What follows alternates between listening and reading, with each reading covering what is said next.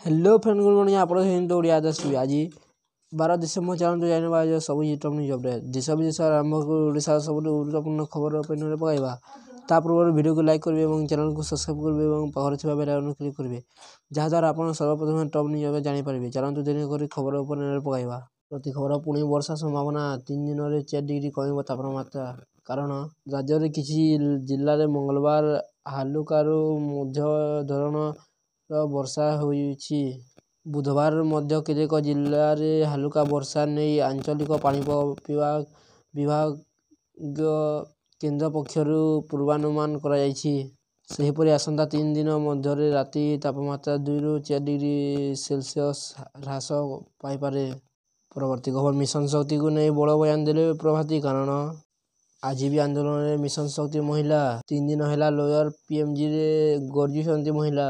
Mission ଶକ୍ତି ଅଧୀନରେ 6ଟି କ୍ୟାଡ୍ରେ କାମ କରୁଥିବା ସିଆରପିଏଫ୍ ମୈବିକେ ପ୍ରାଣୀ ମିତ୍ର କୃଷି ମିତ୍ର ବ୍ୟାଙ୍କ ମିତ୍ର ଏଲଏସସି ମାନେ 9 ମାସର ବକେୟା ଦରମା ଦାବିରେ ସିଆରପିଏଫ୍ର ଧାରଣାରେ ବସି ରହିଛନ୍ତି। ତେବେ ଏହି ପ୍ରସଙ୍ଗକୁ ନେଇ ରାଜ୍ୟ ରାଜନୀତି ସରଗରମ ରହିଥିବା ବେଳେ ବିଧାନସଭା ଉଠୁଛି ପଡ଼ୁଛି। ଗତକାଲି ବିରୋଧୀ ଦଳ ନେତା ନବୀନ ପଟ୍ଟନାୟକଙ୍କ ବୟାନକୁ ନେଇ ରାଜନୀତିରେ ନିଆଁ ଲଗାଇଥିବା ବେଳେ ଆଜି ଉପମୁଖ୍ୟମନ୍ତ୍ରୀ ପ୍ରଭାତୀ ପରିଡ଼ା ବଡ଼ ବୟାନ ଦେଇଛନ୍ତି। ସେ କହିଛନ୍ତି ଯେଉଁମାନେ ଆନ୍ଦୋଳନରେ ବସିଛନ୍ତି ସେମାନେ ମିଶନ ଶକ୍ତି ମହିଳା ନୁହନ୍ତି। ଏହି ପ୍ରସଙ୍ଗରେ ସରକାର ମୁକ ବସିବା ମିଛ। ସଚିବ ରାଜ୍ୟ ମିଶନଙ୍କ ସମସ୍ତେ ସେମାନଙ୍କୁ ଭେଟିଛନ୍ତି। ପରବର୍ତ୍ତୀ ଖବର ବିପଦରେ ହିନ୍ଦୁ ପ୍ରତିବାଦ କରି ଓଡ଼ିଶାରେ ଏକାଠି ହେଉଛନ୍ତି ସନାତନୀ କାରଣ ବାଂଲାଦେଶ ରହସ୍ୟ ହେଉଛି ହିନ୍ଦୁଙ୍କ ଉପରେ ଆକ୍ରମଣ। ଦିନକୁ ଦିନ ବଢ଼ୁଛି ଅତ୍ୟାଚାର। ହିନ୍ଦୁ ବିରୋଧୀ ହିଂସାର ପ୍ରତିବାଦ ସ୍ୱର ସବୁଠୁ ଦେଖିବାକୁ ମିଳିଲାଣି। ବାଂଲାଦେଶ ସରକାର ଅନ୍ତରୀଣ ମୁଖ୍ୟଙ୍କ ବିରୋଧରେ ଓଡ଼ିଶାରେ ଜୋରସୋରରେ ହେଲାଣି ଆନ୍ଦୋଳନ। ରାଜଧାନୀ ଭୁବନେଶ୍ୱର ସମେତ ସମ୍ବଲପୁରରେ ବି ଉଠୁଛି ପ୍ରତିବାଦର ସ୍ୱର। ରାସ୍ତାକୁ ଓହ୍ଲାଇଛନ୍ତି ଲୋକେ। ପରବର୍ତ୍ତୀ ଖବର ଜାନୁଆରୀ 9 ପ୍ରବାସୀ ଭାରତୀୟ ସମ୍ମିଳନୀରୁ ଆରମ୍ଭ ହେବ ଡବଲ ଡେକର ବସ୍ ସେବା ଟେଣ୍ଡର ଆହ୍ୱାନ କଲା କ୍ରୁଟ୍ କାରଣ ମୁମ୍ବାଇ ମେଟ୍ରୋ ସହର ଭଳି ଓଡ଼ିଶାରେ ଗଡ଼ିବ ଦୁଇଥକିଆ ଡବଲ ଡେକର ବସ୍। ଏଥିପାଇଁ କ୍ୟାପିଟାଲ ରିଜିୟନ ଅରବାନ ଟ୍ରାନ୍ସପୋର୍ଟ ପକ୍ଷରୁ ଟେଣ୍ଡର ଆହ୍ୱାନ କରାଯାଇଛି। ପ୍ରାଥମିକ ପର୍ଯ୍ୟାୟରେ ଏହି ବସ୍ ଖୋର୍ଦ୍ଧା ପୁରୀ ଓ କଟକ ଜିଲ୍ଲାରେ ଚଳାଚଳ ହେବ। ପରବର୍ତ୍ତୀ ପର୍ଯ୍ୟାୟରେ ଓଡ଼ିଶାର ଅନ୍ୟ ଜିଲ୍ଲାରେ ଗଡ଼ିବ ନେଇ ଯୋଜନା ରହିଛି। ପରବର୍ତ୍ତୀ ଖବର ବୋରୱେଲରୁ ଉଦ୍ଧାର ହୋଇପାରୁନି 5 ବର୍ଷର ଶିଶୁ ବଢ଼ିବାରେ ଲାଗିଛି ଜଳସ୍ତର କାରଣ ରାଜସ୍ଥାନରୁ ପୁଣି ଆସିଛି ଏକ ବୋରୱେଲ ଟ୍ରାଜେଡି। 147 ଫୁଟ ଗଭୀର ବୋରୱେଲରେ ପଶିଛି 5 ବର୍ଷର ଶିଶୁ। ସୋମବାର ଅପରାହ୍ନରୁ ଫସି ରହିଥିବା ଶିଶୁକୁ ଉଦ୍ଧାର ପାଇଁ ଜାରି ରହିଛି ଅପରେସନ।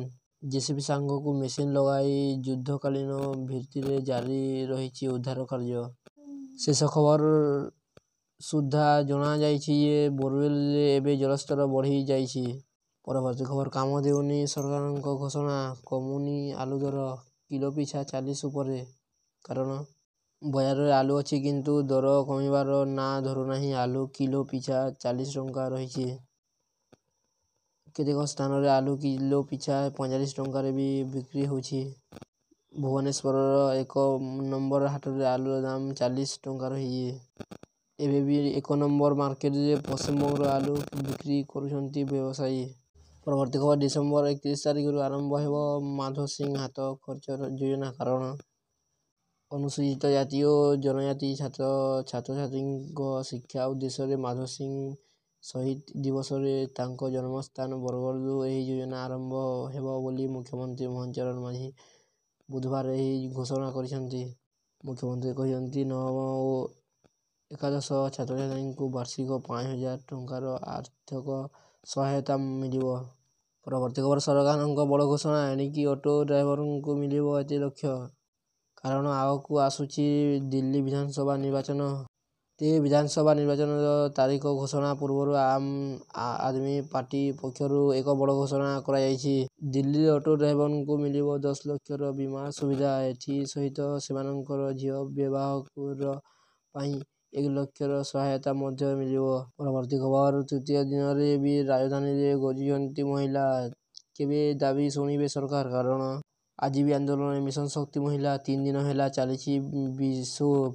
ମିଶନ ଶକ୍ତି ଅଧୀନରେ 6ଟି କ୍ୟାଡରରେ କାମ କରୁଥିବା ସିଆରପିଏଫ୍, ଏମଭିକେ, ପ୍ରାଣୀ ମିତ୍ର, କୃଷି ମିତ୍ର, ବ୍ୟାଙ୍କ ମିତ୍ର, ଏଲଏସିପି ମାନେ 9 ମାସର ବକେୟା ଦରମା ଦାବିରେ ଲେୟର ପିଏମଜିରେ ଧାରଣାରେ ବସିଛନ୍ତି।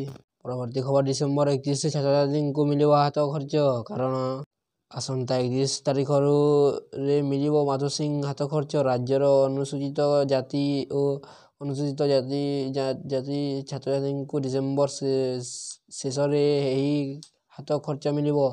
ଏନେଇ ବରଗଡ଼ ଘେଁସରେ ରାଜ୍ୟସ୍ତରୀୟ ଭାରତୀୟ ଭାଷା ଉତ୍ସବରେ ବଡ଼ ଘୋଷଣା କରିଛନ୍ତି ମୁଖ୍ୟମନ୍ତ୍ରୀ ମୋହନ ମାଝୀ।